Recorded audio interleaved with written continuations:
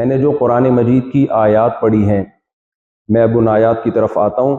هل أتى على الإنسان حين من الدهر لم يكن شيئا مذكورا إنا خلقنا الإنسان من نطفة أمشاج نبتليه فجعلناه سميعا بصيرا. دیکھیے جب اللہ نے انسان کو پیدا کیا نا، ڈاروین کیا کہتا ہے وہ تو 20 دفعہ بتا چکا ہوں میں. ہم تو جو وہ مانتے ہیں جو قرآن کہتا ہے. قرآن کیا کہتا ہے؟ خلقہ من تراب، اللہ نے آدم کو کس سے پیدا کیا؟ منہ سے بولیے نا، مٹی سے پیدا کیا. یہ تاریخ کا وہ دور ہے کہ اس وقت کوئی بیٹھ کے یہ سارے منظر دیکھ نہیں رہا تھا. ہمیں تاریخ دان، ہسٹری لکھنے والے ماضی کی چیزوں کا بتاتے رہتے ہیں. فلاں سن میں یہ ہوا تھا، پہلی جنگ عظیم کب ہوئی تھی؟ ہم پیدا ہوئے ہوئے تھے پہلی جنگ عظیم میں؟ بولیں بھائی کیا ہو گیا؟ دوسری میں ہم پیدا ہوئے ہوئے تھے. نہ ہمارے ابا نے اپنی آنکھوں سے پہلی جنگ عظیم دیکھی، نہ ہمارے ابا نے دوسری جنگ عظیم دیکھی. ہم نے تاریخ دانوں سے پوچھا، انہوں نے بتایا ہمیں ایسے ہوا تھا، کیونکہ اس وقت بھی لکھنے والے، پڑھنے والے لوگ اور اپنی آنکھوں سے دیکھ کے کتابیں لکھنے والے، خبریں چھاپنے والے لوگ موجود تھے. لیکن آپ مجھے بتاؤ، جب آدم علیہ السلام دنیا میں آئے تو ان کے ساتھ کیا احوال بیتے اور انسانیت کی ابتدا کیسے ہوئی؟ اس وقت کوئی ہسٹری لکھنے والا موجود تھا؟ تو یہ بات ہمیں اللہ کے سوا کوئی بھی نہیں بتا سکتا. اور کمال کی بات یہ ہے کہ عیسائیوں، یہودیوں، مسلمانوں کی آپس میں کتنی جنگیں چلی ہیں، کتنی لڑائیاں ہوئی ہیں، صدیوں سے لڑتے آ رہے ہیں، لیکن تینوں کا اتفاق ہے کہ انسانیت کی ابتدا کس سے ہوئی؟ آدم علیہ السلام اور اماں حوا سے. جب تین مختلف نظریات کے لوگ کسی ایک بات پہ جمع ہو جائیں تو اس سے صاف ثابت ہوتا ہے کہ ان کا سورس آف نالج ایک ایسی چیز ہے جس پر تینوں متفق ہیں، لہذا یہ اس چیز میں اختلاف نہیں کر رہے. ورنہ دشمن کی چاہت ہوتی ہے کہ وہ ہر چیز کو غلط قرار دینے کی کوشش کرے. تو تینوں کی جو سورس آف نالج ہے آدم علیہ السلام کے بارے میں، وہ کوئی انسان نہیں ہے. تینوں کا دعویٰ یہ ہے، یہودی کہتے ہیں کہ ہمیں یہ بتایا کہ آدم اور حوا یہ دنیا کے پہلے انسان تھے، ہمیں یہ موسیٰ علیہ السلام نے بتایا اور تورات نے بتایا. اور تورات اور موسیٰ علیہ السلام کی نسبت کس کی طرف ہوتی ہے؟ بولو نا بھائی کیا ہو گیا؟ اللہ کی طرف ہوتی ہے. عیسائی کہتے ہیں ہمیں انجیل نے اور عیسیٰ ابن مریم نے بتایا، حالانکہ عیسیٰ ابن مریم اور موسیٰ علیہ السلام کا زمانے میں صدیوں کا فرق ہے، لیکن دونوں کے بیان ایک ہی ہے. وہ کہتے ہیں بھائی انسان کی ابتدا کب سے ہوئی ہے؟ آدم علیہ السلام، اور ان کی پسلی سے اللہ نے پیدا کیا اماں حوا کو. پھر محمد صلی اللہ علیہ وسلم آئے جو عرب میں، جہاں اسماعیل علیہ السلام کے بعد 2000 سال تک کوئی پیغمبر گزرا ہی نہیں. ان کا آپس میں عیسائی اور یہودیوں سے کوئی واسطہ تھا ہی نہیں، بلکہ یہودی عیسائی یہ دعویٰ ہی نہیں کرتے تھے کہ ہمارے پیغمبر تم میں بھی مبعوث کیے گئے ہیں، تو ان کو تعلیمات کہاں سے دیتے؟ پھر محمد صلی اللہ علیہ وسلم پر جب قرآن نازل ہوا تو قرآن نے بھی کیا کہا کہ انسانیت کی ابتدا کہاں سے ہوئی؟ آدم سے. اور بالکل وہی واقعہ بیان کر رہے ہیں قرآن اپنے الفاظ میں جو تورات بیان کر رہی ہے اور جو انجیل بیان کر رہی ہے. تو دنیا کی اتنی بڑی قومیں، اتنی زیادہ قومیں، اتنے اربوں کروڑوں خربوں افراد جب کسی ایک خبر پہ جمع ہو جاتے ہیں تو یہ اس کی علامت ہوتی ہے کہ یہ خبر جھوٹی نہیں ہو سکتی. سمجھتے نہیں ہو بات کو؟ میں ایک اور آسان مثال سے اس کو سمجھاتا ہوں. میں یہ اتنے ایک چھوٹی سی بات کو ثابت کرنے کے لیے اتنے دلائل مجھے اس لیے دینے پڑتے ہیں کہ آج لوگوں نے جو علم جہاں سے لینا چاہیے تھا وہاں سے لینے کے بجائے کہیں اور سے لینا شروع کر دیا ہے. پہلے زمانے میں بڑے آسانی سے بتا دیتے آدم علیہ السلام، لوگ کہتے تھے اچھا بھائی آدم علیہ السلام، بھائی کیسے مان لیا ہماری ابتدا آدم سے ہوئی؟ بھائی تورات انجیل ان سے بھی پوچھو، ان سے بھی پوچھو، سب کہتے ہیں کہاں سے ہوئی؟ آدم سے. اب سائنسدان کیونکہ اس کے خلاف بہت کچھ کہہ رہے ہیں نا، لہذا اب یہ بتانے کے لیے کہ ہم بندر سے نہیں بنے، ہم آدم سے بنے ہیں، یہ بتانے کے لیے اب ہمیں دلائل کے انبار لگانے پڑتے ہیں. اب میں ایک مثال سے آپ کو بات سمجھاتا ہوں. دیکھو آپ کہیں بیٹھے ہوئے، کسی نے آ کے آپ کو خبر دی کہ فلاں جگہ پہ حادثہ ہوا ہے، 6 آدمی مرے ہیں، ایکسیڈنٹ ہوا ہے بہت بڑا، 6 آدمی مرے ہیں. دوسرا اس کا دشمن وہ آیا کہتا ہے ابے جھوٹ بول رہا ہے، اس کی عادت ہی جھوٹ بولنے کی ہے. کیا جھوٹ بول رہا ہے بھائی؟ او بھائی حادثے میں 6 نہیں 12 آدمیوں کا انتقال ہوا ہے. تیسرا ان دونوں کو غلط کہتا ہے، وہ کہتا ہے بھائی یہ دونوں ایک نمبر کے پھینکو ہیں، ان کا کام ہے جھوٹ بولنا. حادثہ ہوا ہے، ایک بندہ بھی نہیں مرا، صرف زخمی ہوئے ہیں. چوتھا آتا ہے کہتا ہے یار پتہ نہیں یہ جھوٹ بولنے کا سب لوگوں نے ٹھیکہ لیا ہوا ہے. کوئی کہہ رہے ایک بندہ بھی نہیں مرا، سب زخمی ہوئے ہیں، کوئی کہہ رہے 6 بندے مرے ہیں، کوئی کہہ رہے 12 بندے مرے. بھائی حادثے میں میں نے خدا کی قسم اپنی آنکھوں سے دیکھا ہے، پوری بس الٹ گئی اور 50 آدمی مرے ہیں. سب کے بیانات میں کیا ہے؟ ٹکراؤ.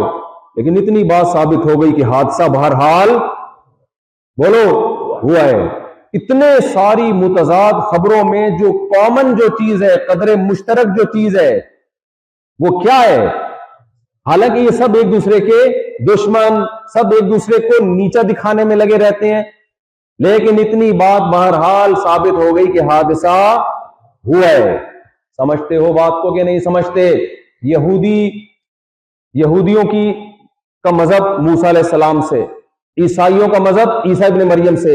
عیسائیوں اور یہودیوں کی ماضی میں ایسی خطرناک بھیانک جنگیں چلی ہیں کہ ان دونوں نے ایک دوسرے کی ہمیشہ نفی کی ہے. یہودیت نے کوشش کی ہمارا مذہب دنیا میں غالب آئے، اور معاذ اللہ عیسیٰ ابن مریم کو بغیر باپ کے حلالی نہیں انہوں نے حلالی ماننے سے انکار کر دیا. اتنی بڑی دشمنی. اور عیسائیوں کی یہودیوں سے دشمنی کہ ایک سچے پیغمبر کا انکار کرتے ہیں، پھر ان دونوں کی مسلمانوں سے دشمنی. لیکن اس کے باوجود تینوں اس پر متفق ہیں کہ انسانیت کی ابتدا کہاں سے شروع ہو رہی ہے؟ آدم سے. اس سے پتہ چلتا ہے بھائی یہ خبر مل بیٹھ کے بنائی نہیں جا سکتی. سمجھتے ہو کہ نہیں سمجھتے ہو؟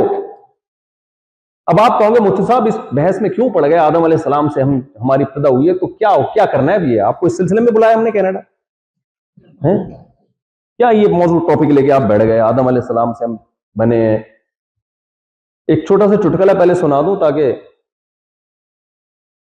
یہ بتانے کے لیے نا کہ ہم تاریخ دانوں سے نہیں پوچھ سکتے، کیونکہ اس دور میں تو کوئی تھا ہی نہیں نا، کون بتاتا. تو یہ آسمانی کتابوں کے علاوہ، اللہ کے علاوہ ہمارے پاس اس بارے میں کوئی سورس آف نالج ہو نہیں سکتی، لہذا اللہ کی بات کو مان لینا چاہیے. اس سے پہلے تو تاریخ ہی نہیں تھی نا. ایک اونٹ تھا، اونٹ، اور ایک بیل اور ایک دمبا، یہ تینوں کسی جنگل میں سفر کر رہے تھے. تو کیا ہوا کہ جی پھر آگے کہیں صحرا کی طرف نکلے تو تینوں کو بھوک لگی. تو ایک گٹھری گھاس کی نظر آئی.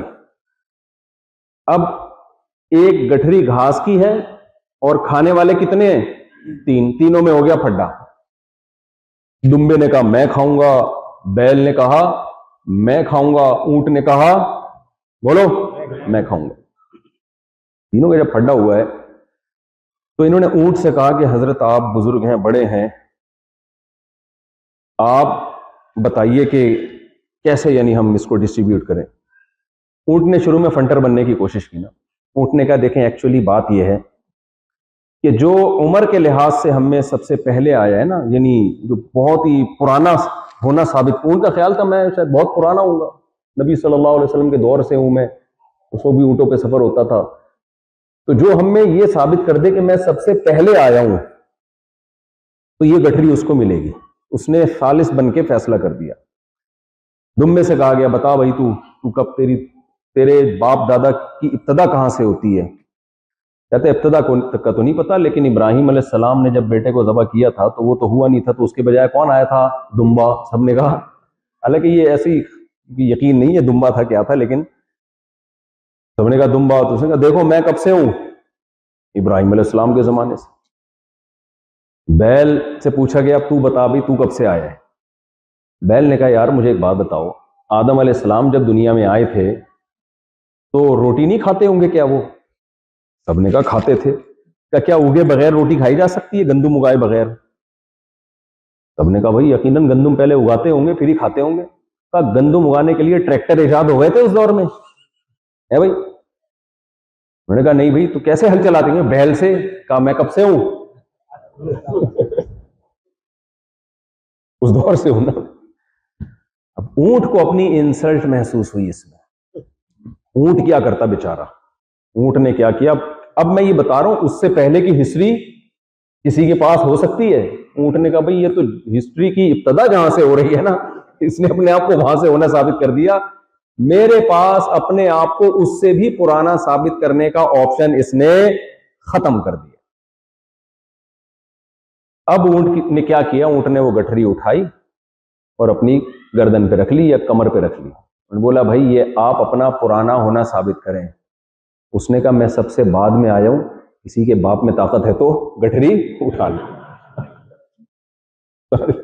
میں تو مذاق کر رہا تھا تم لوگ کے ساتھ. میں کیا کر رہا تھا؟ تو بدماشی سے پھر ایسے کام ہو جاتے ہیں.